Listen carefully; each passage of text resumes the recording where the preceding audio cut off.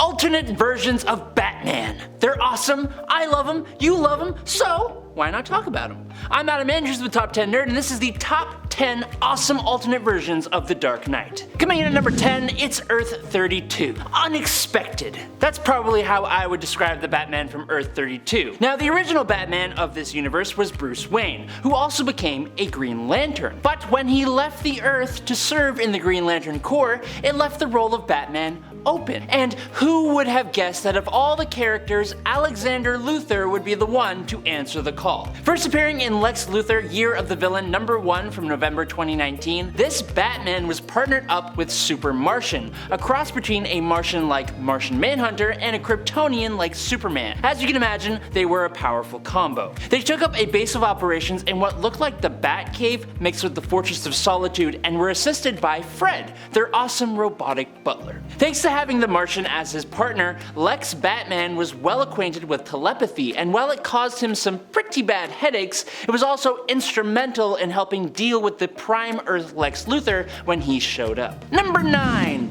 Blood League. Now, we have talked about the vampire Batman who appears in the Elseworld Batman Vampire Trilogy, and that version of Batman brings us an incredible story. While that vampire Batman inspired the Batman of Earth 43, their stories are slightly different in some crucial ways. For example, the Batman of Earth 43 intentionally sought out the dark demonic gift in order to face Dracula, instead of being unwillingly given the vampire curse from a good vampire. Batman defeated Dracula, but the curse proved too much for Bruce to handle, and he gave in to the full curse and embraced his new bloodlust. With someone like Batman as a crazed vampire, the other heroes of this Earth didn't last too long before they too were also turned into vampires, which is when, together, they formed the Blood League. I wouldn't call them heroes though. This superpowered group of vampires did enough damage on their own world that they decided to leave it and attack the planet Rann, and they were later coerced into invading the universe of Earth 13. Eventually, Batman and the Blood League even played a part in the death metal event. Number 8. DCeased. While Bruce Wayne did play a part in DC's answer to Marvel Zombies, DCeased,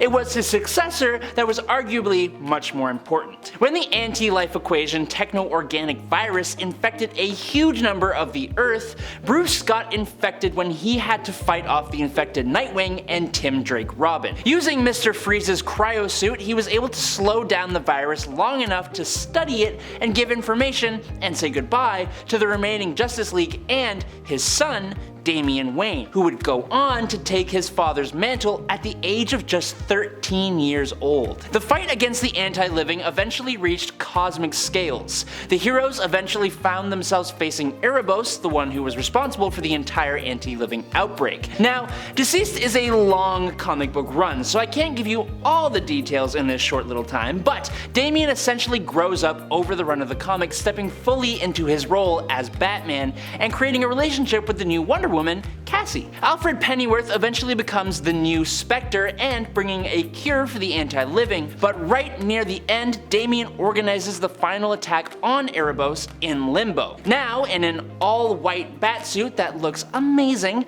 Damian put the life equation, the opposite to the anti-life equation, inside of himself, and he decided to detonate it inside of Erebos to destroy him and the anti-living from the inside out. He makes the ultimate sacrifice, and it's pretty awesome. Number 7. B-Rex. Some of the coolest stuff has come from the dark multiverse, and of all the alternate characters to come out of it, a Bruce Wayne who transferred his consciousness into the mechanical T-Rex in his Batcave has to be one of the most awesome. Now, as a Batman T-Rex, Batmanosaurus Rex, or just B-Rex if you prefer, Batman decided that he has been wasting time, not just completely wiping out his villains, and so he goes on a dinosaur rampage through Arkham Asylum, chomping and crushing inmates and staff alike. B-Rex gets recruited by the Batman Who Laughs, just like a bunch of other Dark Knights, and he was involved in the invasion of the regular multiverse and was even important to the revival of the Batman Who Laughs into the Darkest Night. Unfortunately, during the final battle, B-Rex and Batmage face off against Solomon Grundy, who had the strength to stop them both. Number 6. The Final Night. The Final Night is actually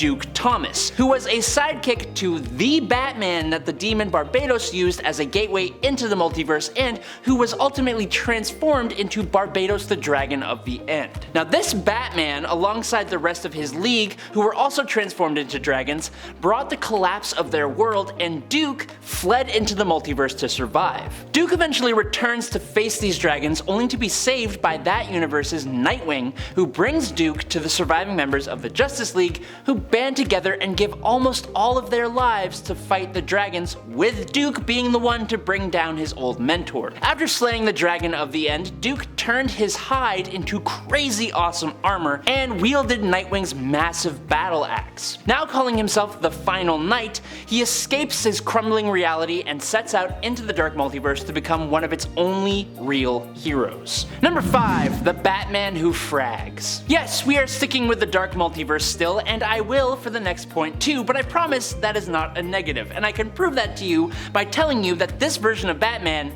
is a mix with Lobo. In an attempt to gain their powers, this Batman injected himself with Zarnian DNA, Zarnians being the race that Lobo is the sole survivor of. This did totally give Batman the insane super strength and healing factor that we often attribute to Lobo, but it had the maybe expected downside of completely changing Bruce's personality as well. He became much more aggressive, stabby, and volatile, and he also picked up one hell of a potty mouth. Batman also gained a much more similar look to Lobo as well, and I would be a liar if I said that this guy didn't look absolutely amazing. He's so cool. Unfortunately though, he isn't as cool as the real Lobo, and couldn't quite cut it when he was sent to capture the guy, instead finding himself trapped in a universe called Loboland, where he was forced to face a Lobo Justice League. Yes, it is as crazy as it sounds. Number 4. Darkfather. Okay, last dark multiverse Batman on this list, I promise, but also arguably one of the most alarming. That's because this version of Batman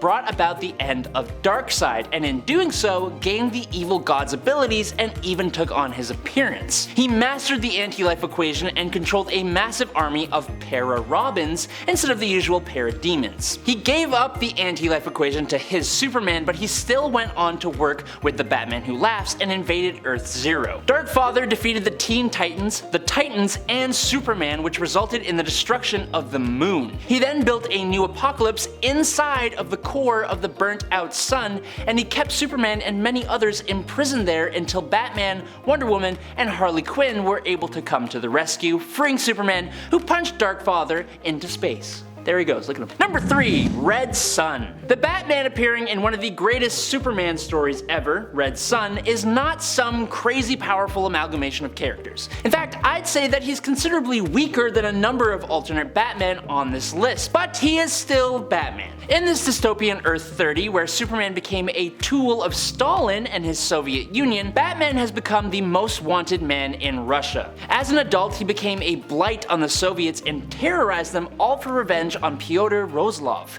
the captain of the police who brought the demise of Bruce's parents. He became an idol for those who wanted to oppose Superman and his regime. Eventually, Rozlov turned on Superman and convinced Batman to take down the Man of Steel. So, he stole Wonder Woman, bound her with her own lasso, and drew Superman into a trap where he then bombarded the hero with simulated red sunlight. He forced the weakened Superman into a cellar to lock him away forever, but alas, Wonder Woman managed to destroy her own lasso and remove the generator powering the lamps. Unwilling to be locked up and lobotomized like everyone else who opposed Superman, Batman detonated a little boom boom that he implanted in his own small intestine. But before he passed, Batman revealed to Superman the truth of Rozlov's treachery and got his revenge in a really roundabout way. Number 2. Flashpoint Batman. With the loss of his son at the hands of a mugger, in the alternate Flashpoint timeline, Thomas Wayne was driven to send criminals to the afterlife as the ruthless vigilante Batman. His first victim would be Joe Chill, the very mugger who ended the life of his son. Now, originally planning to poison Joe, Thomas went the much more reasonable route of pummeling with his bare hands. This act drove his wife, Martha Wayne, into insanity, cutting a grin into her own face and becoming this timeline's version of the Joker. Thomas has a more important mission to him than his war on crime though, restoring his son's life. He meets the Flash, helps restore his powers, learns of the alternate timeline where Bruce actually lived and assembles an alternate timeline Justice League, and together they restore the original timeline. Thomas eventually enters into the current DC timeline, and wishing for his son to stop being Batman, he teams up with Bane to completely break Bruce, but it fails. Since his introduction in Flashpoint Volume 2 Number 1 in July of 2011, Flashpoint Batman, Thomas Wayne, has been a complex, interesting, and infamously fan-loved character. And finally, in at number 1,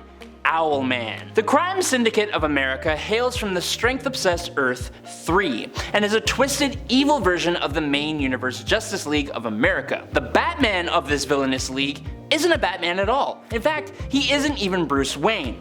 No, he is Thomas Wayne Jr., also known as Owlman. Thomas Wayne Jr. was the eldest son of the Waynes, yes, the older brother of Bruce in this world. He believed that his parents were managing their wealth poorly, and for that reason alone, Thomas decided that they needed to go. He tried to convince his younger brother Bruce to help him in this endeavor, but when the time came to do the deed, Bruce was pretty hesitant and attempted to dissuade Thomas. Perceiving this as a sign of weakness, Thomas took Bruce to the afterlife, while his butler and servant, Alfred, who would become known as the Outsider, ended the lives of their parents. Becoming the villain Owlman, Thomas asserted power, dominance, and control over the city of Gotham, forcing it to be under his control. There is a lot more to this Owlman, but what we need to know is that he, alongside the crime syndicate of America, could not save their world from the Monitor, and so they fled it, invading the main DC universe and bringing us the Forever Evil story, which is probably one of the most awesome stories to come out of the New 52. Boom! Bodacious, brutal, and badass versions of Batman that are anything but boring.